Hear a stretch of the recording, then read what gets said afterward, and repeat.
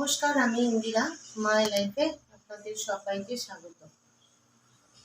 আজকে আমি আমার ডেইলি ব্লগটা দেখাচ্ছি। আজকে কোনো খাওয়া দাওয়ার রেসিপি খাওয়া দাওয়া বলো বা কোনো রান্নার রেসিপি আমি নিয়ে আসিনি। আজকে সকাল থেকেই শরীরটা আমার খুবই খারাপ, জ্বর হয়েছে, দাঁতে ব্যথা হচ্ছে, তার সাথে দাঁতে ব্যথাটা অনেকদিন থেকেই হচ্ছে, বাট ডাক্তারের কাছে গেলে তো দাঁতটা তুলে দেবে, তো সেই জন্য ভয়তেই যাচ্ছি না। আজকে এতটাই যন্ত্রণা হচ্ছিল, সকালে জ্বরও এসেছিল, যন্ত্রণাটা হচ্ছিল বলে ওষুধ খেয়েছি, কমেছে বাট ভালো হয়নি। তো এখানে আমার ভাতটা 1 ফুট দেওয়া আছে, আর এখানে আমার ডাল হয়ে গেছে।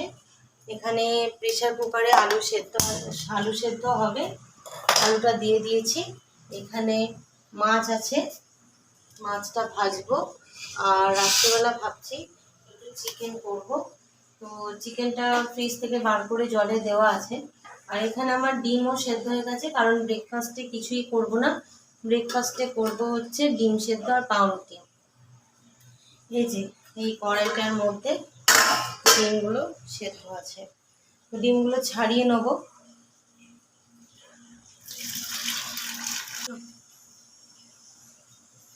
তো এবার আমি মাছ দুটো ভেজে নেব।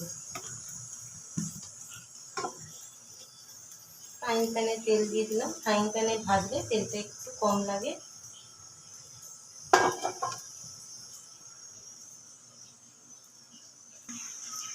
ডিমগুলো আমার ছাড়ানো হয়ে গেছে। এই দুটো হাঁসের ডিম, এইটা একদমই কিছুই নেই, ছাড়াতে গিয়ে সবই উঠে গেল। এইটা একটা পরিষ্কারভাবে হয়েছে। অ্যাকচুয়ালি হাঁসের ডিমের নিয়মটাই এরকম যে ছাড়াতে গেলেই ডিমের চোখলা উঠে যায়। মাছ ভাজার জন্য তেলটা যথেষ্ট পরিমাণে গরম হয়ে গেছে। এবার আমি মাছগুলোকে ছেড়ে দেব।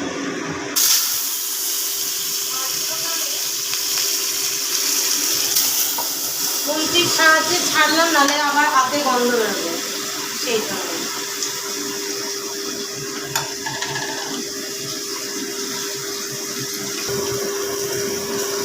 এখানে ভাতটা বসিয়ে দিয়েছি। আজকে ছোটো হাঁড়িতে বসিয়েছি, কারণ তোমাদের দাদা আজকে খাবে না, ওর একটা ইনভিটেশন আছে, তো আমি আর ছেলে সেই জন্য একদম ছোটো হাঁড়িতে বসিয়েছি। আর আমাদের ব্রেকফাস্ট হচ্ছে পাউরুটি ডিম সেদ্ধ, আর ও দই চিড়ে খাবে। আমি বাড়িতে দইটা পাতি, ও দই চিড়ে খাবে। তো আপাতত এইটুকু এবেলাকার মতো আমার রান্না একদম কমপ্লিট। ওবেলাকার জন্য শুধু একটু চিকেন করবো, দেখি শরীরটা যদি দেয় তবেই করবো, আদারওয়াইজ আমি আজকে আর কিছুই করবো না। রাত্রে একটু তরকারি যদি করি তাহলে নিশ্চয়ই তোমাদেরকে আমি দেখাবো। এবার পাউরুটিগুলো সেঁকে ফেলছি।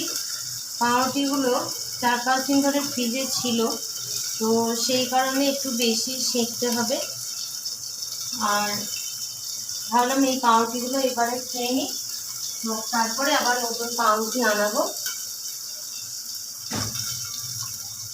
আর পাউরুটি যেহেতু ড্রাই না, তো খেতে ভালো লাগে, অয়েলিটা তো শরীরে যায় না। তবে কি ময়দার পাউরুটি তো একটু তো ক্ষতি করে। তো যাই হোক, অনেকেই ওটস খায়, আমরাও ওটস খাই, তবে আমার একটু জলখাবারের চায়ের নেশা আছে। আজকে তো চা হবে না, কারণ দুধটা ফ্রিজ থেকে বের করতে ভুলে গেছি, সেই কারণে আজকে চাটা হবে না। আমুল স্প্রে আছে, করে নিতে পারি, তবে আমুল স্প্রেটা আমার ছেলে সকালে খেয়ে স্কুলে যায়। ওর ছোটো থেকে সকালবেলা দুধ হজম হয় না, তো সেই কারণে ডাক্তার বলেছিল, আমাদের এখানে ডাক্তার অরুণ পাল আছেন, উনি চাইল্ড স্পেশালিস্ট। আমার ছেলের যখন 1 বছর বয়সে রক্ত আমাশা হয়েছিল, তখন উনি বলেছিলেন যে সকালবেলা দুধ দেবে না, আর সবসময় ওকে আমুল স্প্রেটা খাওয়াতে, যেটা ভাল্লুকের ছবি দেওয়া থাকে। তো সেই থেকেই আমুল স্প্রেটা খাই সকালে। এমনি সময় চা খাই, কোনো অসুবিধা হয় না। তবে জলখাবারে আমার চাটা আমি একটু চায়ের ভক্ত। জলখাবারই বলো বা একটু সন্ধ্যের দিকে আমার নিজের জন্য আর একা দুধ চা খেতে ইচ্ছা করে না। তোমাদের দাদা লিকার চা খায়, ওই জন্য আমিও ওর সাথে লিকার চাই খেলাম। তো চা বললাম না যে খাবো না, কিন্তু তারপরে মনে হলো যে একটু চাটা খাই। চা ছাড়া না আমার ঠিক চলে না। তো যাই হোক, চাটা এখন খাবো। তো ব্রেকফাস্ট করবো। চাটা একটু পড়ে গেল, সামনে দাঁড়িয়ে আছি, তার সত্ত্বেও চা হতে গেলে দুধ আর চা মানে এমন বিরক্তিকর জিনিস। তো যাই হোক, একটু চা পড়ে গেল। তো যাই হোক, তো এখন তো ব্রেকফাস্ট করবো। তো তোমাদের সাথে দেখা হচ্ছে ঠিক বিকেলবেলা। তো সকাল তো বলেই দিয়েছিলাম যে বিকালে আসছি। তো এখন তো বাজে রাত্রি 8:40।